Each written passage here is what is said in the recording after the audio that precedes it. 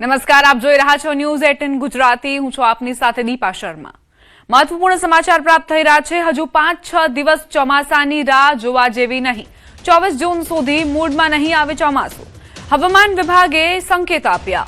ચોમાસાના પવનોની સ્થિતિ નબળી છે.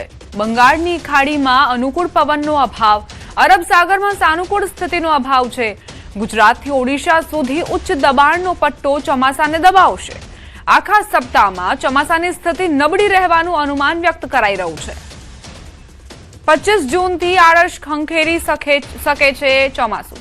ચોમાસા માટે ખૂબ અનુકૂળ થઈ શકે છે સ્થિતિ. લો લેવલ સોમાલી જેટ મજબૂત બનશે. સોમાલી જેટના કારણે નૈઋત્યના પવનોને બળ મળશે. અરબ સાગરમાંથી ભેજવાળા પવનો વધશે.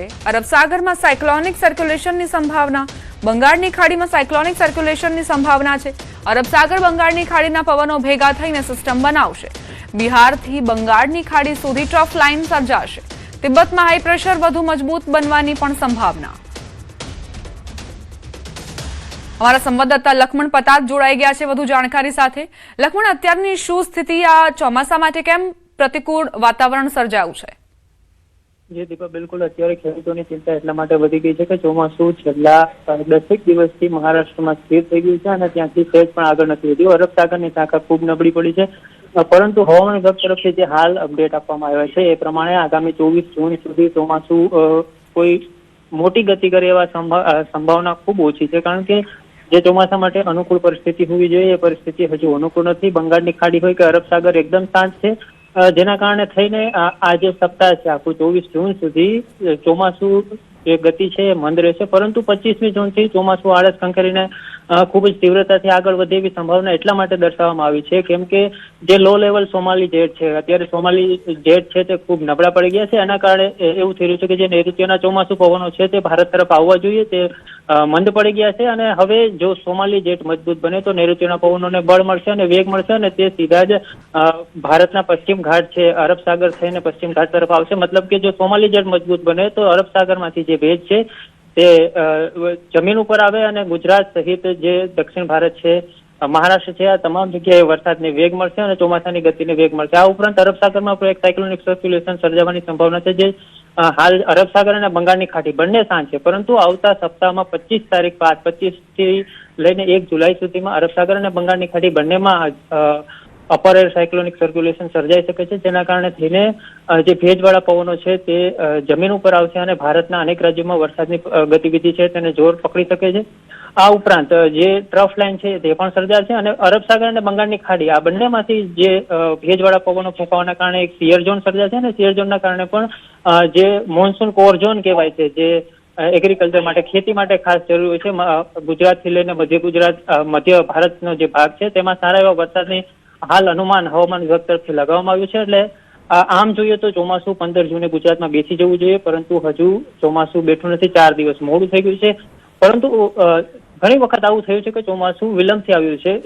2 વર્ષ પહેલા ચોમાસું 25 જૂને ગુજરાતમાં આવ્યું હતું, પરંતુ આ વખતે અલ નીનોનો ખતરો જે પ્રમાણે દર્શાવાઈ રહ્યો છે, જે આશંકા વ્યક્ત કરવામાં આવી છે, તેના કારણે થઈને ખેડૂતો વધારે ચિંતિત થયા છે. આભાર લક્ષ્મણ જાણકારી આપવા માટે.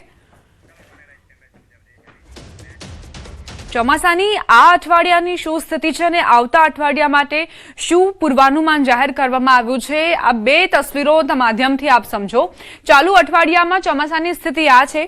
આજે લીલા કલરનો આ પોર્શન જોઈ રહ્યા છો, સાઉથ જે ઇન્ડિયા છે, દક્ષિણ ભારત, ત્યાં ચોમાસાએ કવર કરી લીધું છે, પરંતુ ગતિ નથી મળી રહી અને એટલે જ મહારાષ્ટ્રનો આ પટ્ટો આપ જોઈ રહ્યા છો, ગુજરાત જોઈ રહ્યા છો, રાજસ્થાન, મધ્યપ્રદેશ, છત્તીસગઢ, આ એવા રાજ્યો છે કે જ્યાં હજુ સુધી ચોમાસું નથી પહોંચ્યું.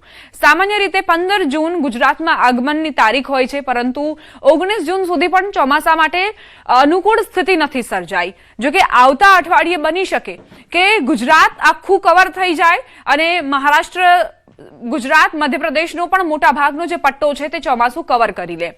અત્યારે બંગાળની ખાડીમાં જે પવનો છે, અરબ સાગરમાં જે પવનો છે તે ગતિ નથી આપી રહ્યા અને એટલે જ ચોમાસું હજુ સુધી નથી પહોંચ્યું. વડોદરાથી સમાચાર પ્રાપ્ત થઈ રહ્યા છે. ધોધમાર વરસાદથી ગરનાળું ધોવાયું છે. ધનતેજ સધાપુરા માર્ગને જોડતું ગરનાળું ધોવાયું. સાવલીમાં સતત વરસાદથી ગરનાળું ધોવાયું. માર્ગ પર વાહન વ્યવહાર સંપૂર્ણપણે બંધ થયું છે. ગામ બે ભાગમાં વહેંચાતા રસ્તો બંધ. ડાયવર્ઝન પાસેનું ગરનાળું તૂટી જતા રસ્તાને ભારે નુકસાન પહોંચ્યું છે. ધનતેજ અને સધાપુરાના ગ્રામજનોને અવરજવરમાં પરેશાની થઈ રહી છે. વિદ્યાર્થીઓ, ખેડૂતો અને નોકરિયાતોની મુશ્કેલી વધી ગઈ છે. સંવાદદાતા હાર્દિક જોડાઈ ગયા છે વધુ જાણકારી સાથે. હાર્દિક, હજુ તો વિધિવત ચોમાસાની શરૂઆત પણ નથી થઈ અને ત્યારે આ સમસ્યા.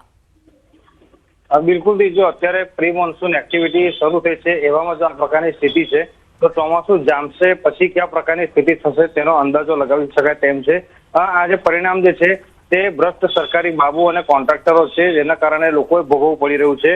સાવલીમાં જે વરસાદ પડ્યો એમાં ધનતેજ અને સદાપુરા જે ગામ છે તેને જોડતો જે મુખ્ય માર્ગનું ગરનાળું છે તે તૂટી ગયું છે.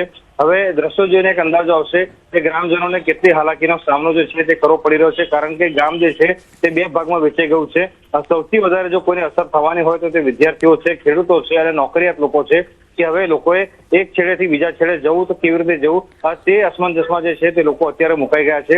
એટલે વહેલામાં વહેલી તકે આ ગરનાળાનું સમારકામ કરવામાં આવે જેથી રસ્તો જે છે તે રાબેતા મુજબ શરૂ થાય તેવી સ્થાનિકોમાં માંગ છે. અને જે ભ્રષ્ટ અધિકારીઓ છે, કોન્ટ્રાક્ટરો છે, તેમની સામે કડકમાં કડક કાર્યવાહી કરવામાં આવે તેવી પણ અત્યારે માંગણી ઉઠી છે. આભાર હાર્દિક, જાણકારી આપવા માટે. પંચમહાલ જિલ્લામાં ધોધમાર વરસાદ વરસ્યો. ધોધમાર વરસાદના પગલે હાલાકી શરૂ થઈ છે. ગોધરાના કાંકણપુર નજીક મયો નદી પર બ્રિજ ડૂબ્યો. કાંકણપુર રામપુરાને જોડતો માર્ગ બંધ થયો. નજીકના ગ્રામ્ય વિસ્તારોમાં પણ અનેક નાના માર્ગો બંધ થયા. કેટલાક વિસ્તારોમાં વૃક્ષો ધરાશય થવાની ઘટના પણ